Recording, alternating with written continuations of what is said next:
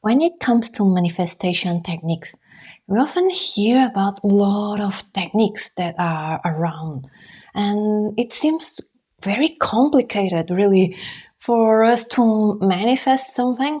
However, manifestation is actually quite simple. What's hard, or like harder or more difficult, isn't as much as figuring out the technique itself, like the foundation, what is the essence, but more about mastering it. It's like, for example, when I'm teaching you how to ride a bicycle, let's say, and I can tell you, oh, hop on the bicycle, just, move this around, and then your feet just do these motions and all, and then, take care of your speed and then your balance, etc. But it is not so much about the instructions itself, but when you hop on the bicycle and you experience it yourself, then you are really starting to grasp how you can manifest better. And it might be also a little bit dependent on each person, like how are their relationship with their inner world, with their desires, emotions, which are the main ingredients of manifestation. And why do I say that? Is throughout these years that I have been learning about manifesting, what I realized is that for us to manifest something that we want, a reality situation, for example, the kind of relationship that we want, it is often a lot about how we feel internally. Like, are we energetically really aligned with it? For example, let's say that you want a relationship.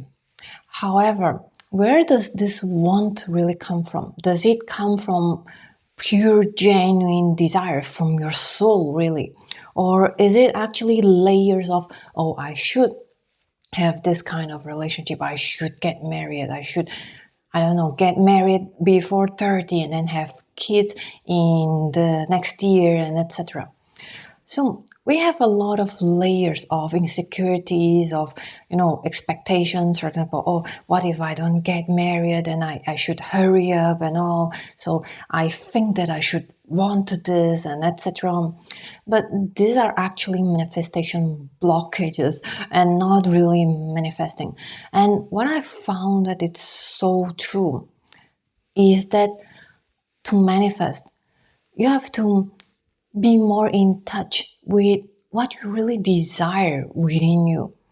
So it's not really, oh, you have to do this and that, first thing in the morning, you wake up and you visualize and all, which helps because, in the morning you are like clear, you don't have all those blockages and, oh, I should achieve this, I should achieve that, in your mind right away when you wake up. However, what is like really helpful and really the core essence of manifestation is, can you really go deeper and really be in tune to listen? What is it that you truly desire? What is it that you truly want? Because our desires, what I found out, is actually the inner compass from our souls to point out the things that we are aligning with. So what do I mean without trying to sound too abstract? Is, for example, there was a time that I wanted to manifest massages. Like, for some reason, massages has been like more in my mind. And then as I allow myself to fantasize, to visualize, massage, how good it feels, and etc.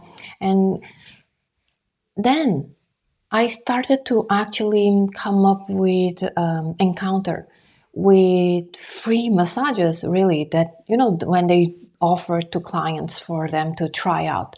And I started to encounter free massages or massages that are very accessible financially for my situation back then. And then it's not just about massages, even. Like, I noticed that when there were like desires suddenly coming up, for example, the food that I want to eat in a certain time, or even, the kind of man that I suddenly feel attracted to, and then there is this desire within me. Then once I manifested a boyfriend that was like that.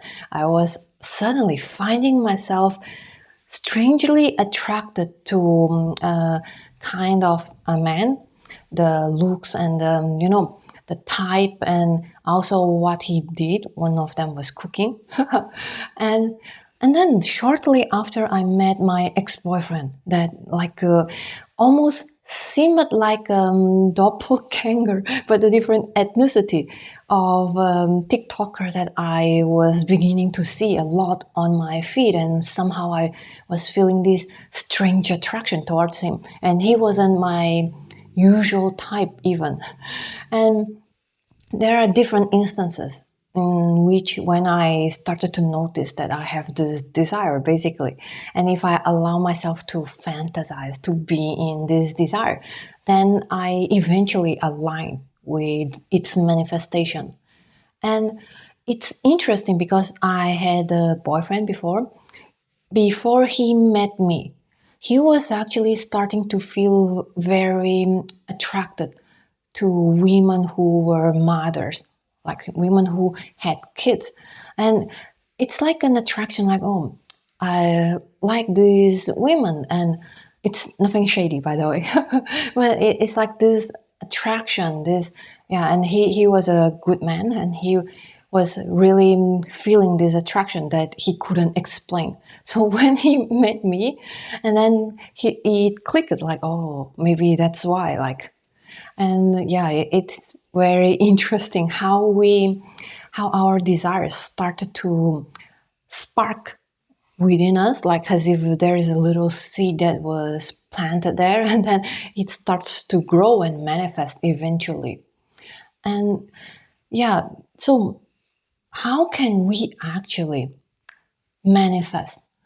Is that we don't really need to follow so many techniques, so many things, but the foundation is actually starting to listen to ourselves and to gain more awareness. For example, many people, including myself in the past, we have been very disconnected from living our daily lives, from ourselves, because we are often in our minds. We never really learned to pay attention to how we truly feel inside, what we truly desire, because we grow up also having so much conditioning. Oh, you should be wanting this, you should be wanting that, the average life, get married, have this stable job, etc. And if you might want something that is out of the norm, then you might feel these blockages. Oh, I shouldn't maybe want this, it's not feasible, or it's not ideal, and I should be wanting this. So I should want a stable relationship, I should want marriage. All those ideas, like, oh, and I should be wanting marriage by 30 and then have kids soon. But we often don't really feel that these are actually truly aligned. So we are actually basically ignoring our inner desires, our inner needs. And then we are really trying to align ourselves with what we think is acceptable or is good for us. And besides desires, for example, if you have a hobby of passion since you were a kid, but then you grow up, for example, maybe you like drawing, maybe you like building things like an artist, or you want to play some musical instrument, but then your parents, maybe they say, oh, but it might not be good for you, it doesn't, earn money, you might be a starving artist, so don't do that. And then we grow up really ignoring, killing really our sparks that are really sparking within. So you can see that the difference between average adults and kids is that kids, they are like very in tune with themselves. Like, oh, I want to eat an ice cream. oh, I want to play, I want to do this, I want to do that. But then there are series of conditionings like, oh, you should behave now, you shouldn't be like this, you should act like that, and etc. And then when we are adults, we have too many of this. And it's not necessarily a bad thing because we do need to learn how to navigate through this world. For example, we cannot simply just run and play in the streets and then risk having a car accident, let's say. And we cannot simply just do anything that we want without consideration of our safety, other people, etc. However, when we are too disconnected really with what we really want, we don't really know anymore. So we think that we might want certain things, but we actually don't really desire it. It's not really fully aligned. And then we wonder why we cannot really manifest it. Because deep down, we are always fully aligned with the reality in any shape or form. As in, your current state usually is like if you want to manifest, like let's say a relationship, but you're not yet in a relationship and you're single for a while, it's often because there might be blockages, or maybe it's not really what you truly want. So for example, there's this book called Existential King, which is a book that I love because it is so true and then there is humor in it. And this book actually talks about how we are stuck in certain situations in our lives because we are actually benefiting from it in some shape or form. So yes, even if we are stuck, for example, in a situationship, there is something that we are actually getting off from it. And it is really interesting when I began to have more awareness, for example, why I was stuck in certain relationship patterns. Then I realized that, oh, actually, I am getting something from it. So that's why I am not really out of it. And because, when there's nothing within you that is resonating with a certain relationship, certain type of man, then really there is no, you want to stay together because the energy doesn't really resonate.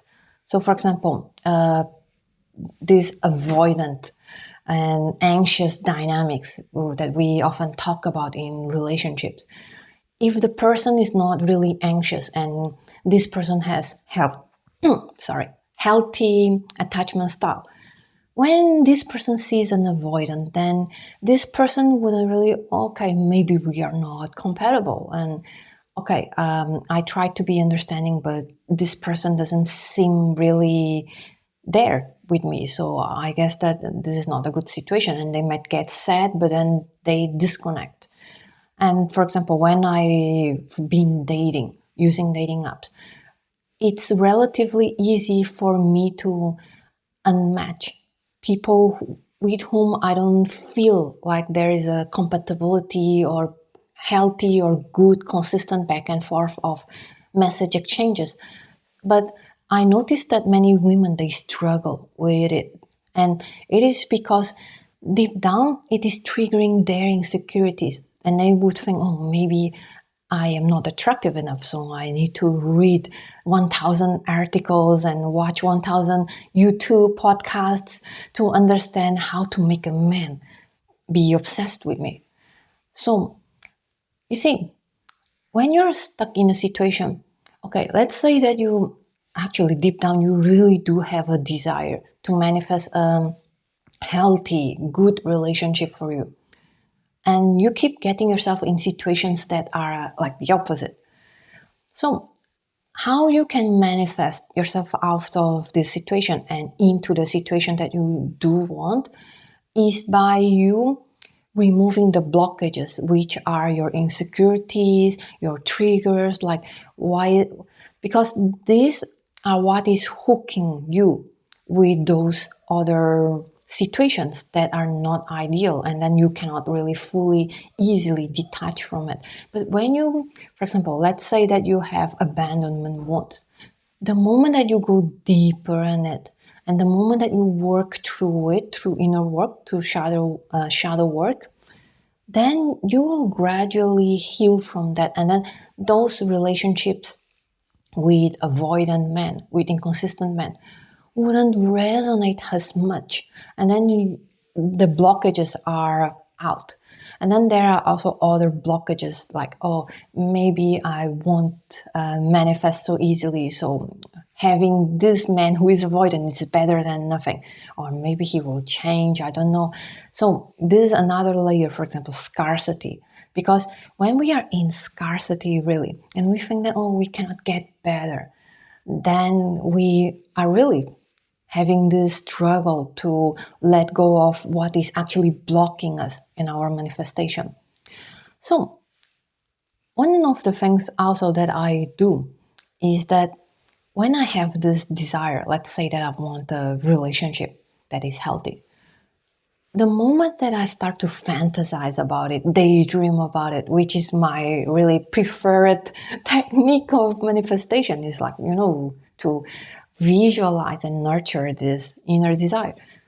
And if I feel that in some point of visualization there is a blockage, let's say that I suddenly feel constricted, like, and then I start to wonder, what if I cannot manifest a man like this, and then I ended up old and single and alone, then this is actually material to be worked on. These are blockages. Then instead of, really being too hard on myself, like, oh, why do I have these blockages and all? Because, many humans, we have these blockages anyways.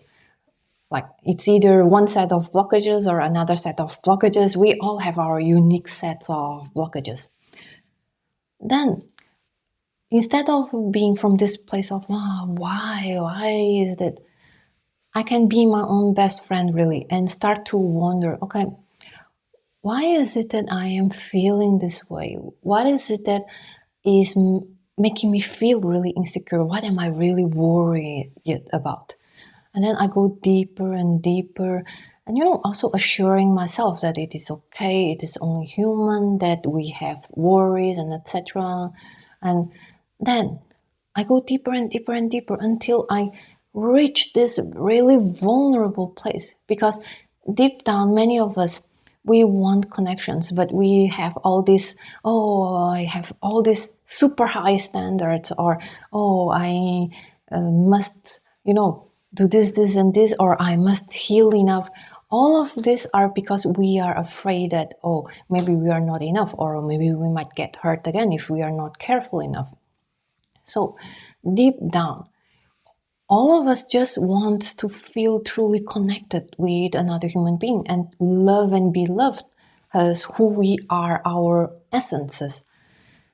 So when we can truly reach there and then truly validate that, that is really the fuel for the manifestation, because that is what you genuinely, your soul wants to manifest, your heart wants to bring it out to the world, to experience that.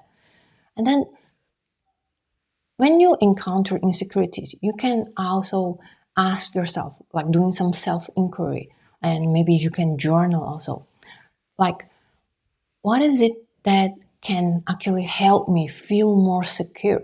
Because, like, we all have insecurities and fears because something happened, and then we thought that we needed certain defense mechanisms, right?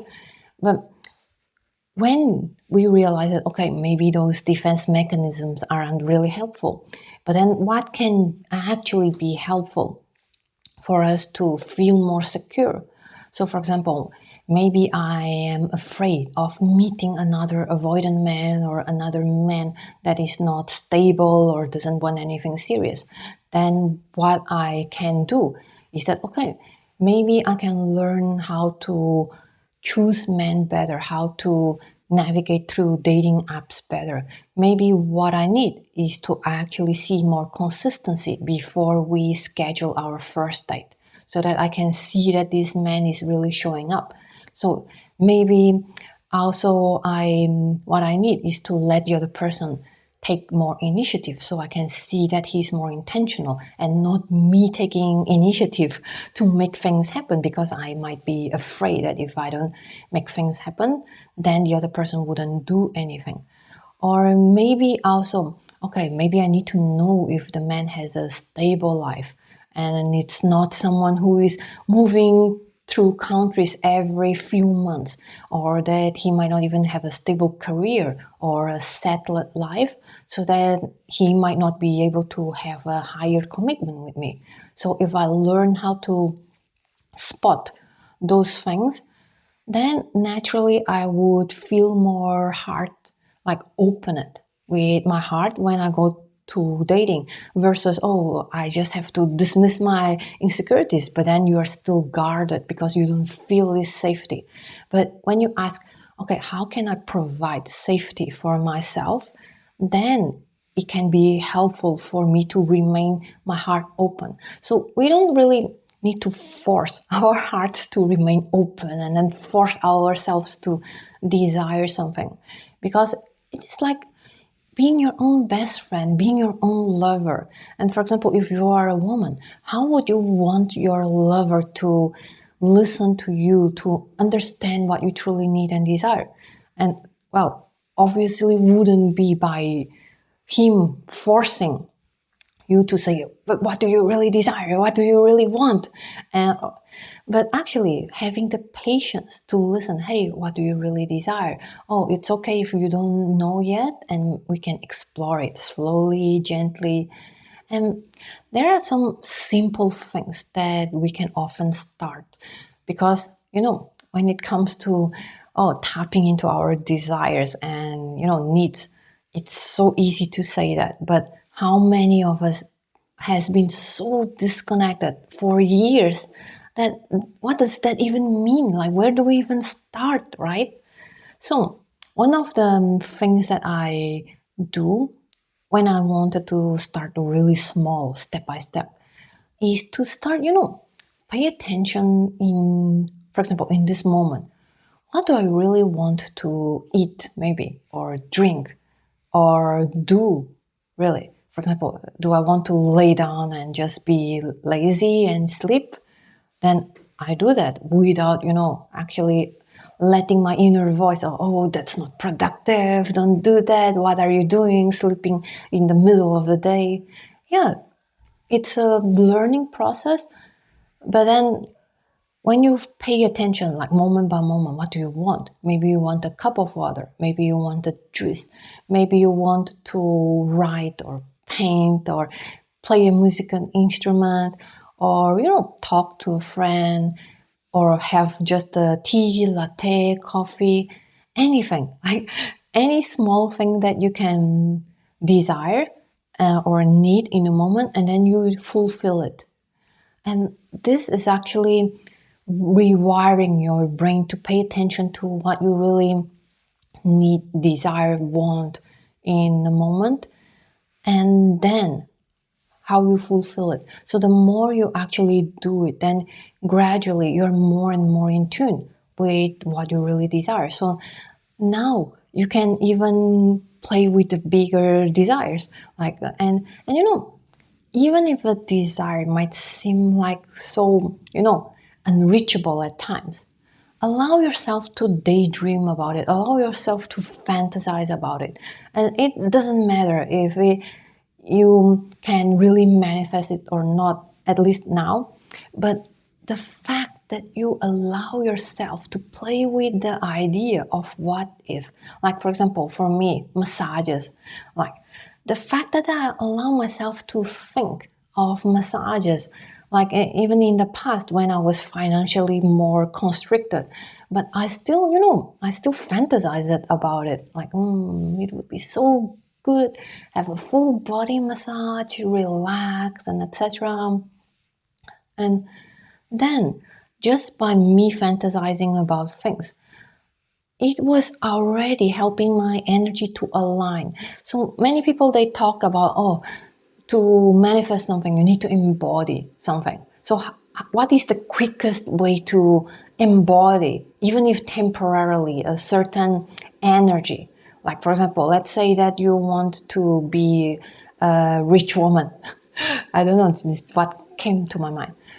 So how would a rich woman behave and all? Like, what is so pleasurable about it? Like, you can fantasize it. Even if you're just laying down, you're just sitting, sipping a cup of latte, then you can start to play with this idea. Like, oh, maybe a woman who is rich would have this bubble baths, would go to spa days, and would go to these restaurants with tasty, healthy food, and she might travel to Paris on a whim, to Japan, I don't know, to different places. And you're just fantasizing, you're just daydreaming. But just by you daydreaming, you're already opening up bit by bit. You're nurturing the desire seed that is already there. And then who knows what can manifest in your life, right? And yeah, so that has been how I've really been manifesting things. I can tell you that there are like things that, especially if there are things that has been on your mind, and there is somehow you find it strange that you have somehow start to have a fixation about something, it might be that you are actually aligning with it, but it's your subconscious that is more aware of it, but you are not consciously aware of it. Just like how I manifested, for example, one of my past relationships, and then other things.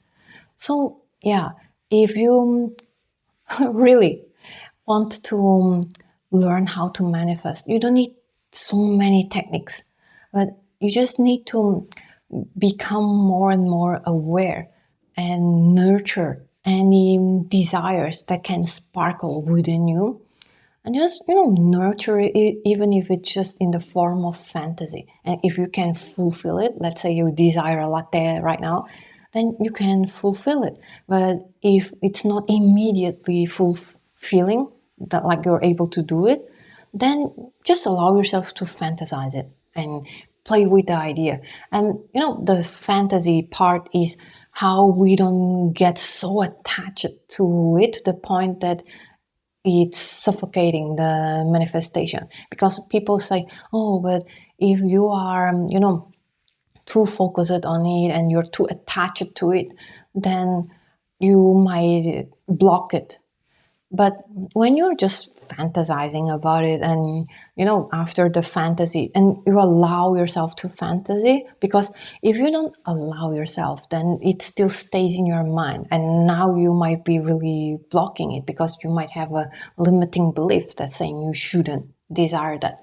But if you are able to allow yourself to fantasize it, and then if there is any blockages, like you're feeling a certain constriction within your body, and you feel, oh, maybe I can't manifest, then you can also be curious, like, why is it that I would believe that I couldn't manifest it? Because maybe there's a possibility that I can do it.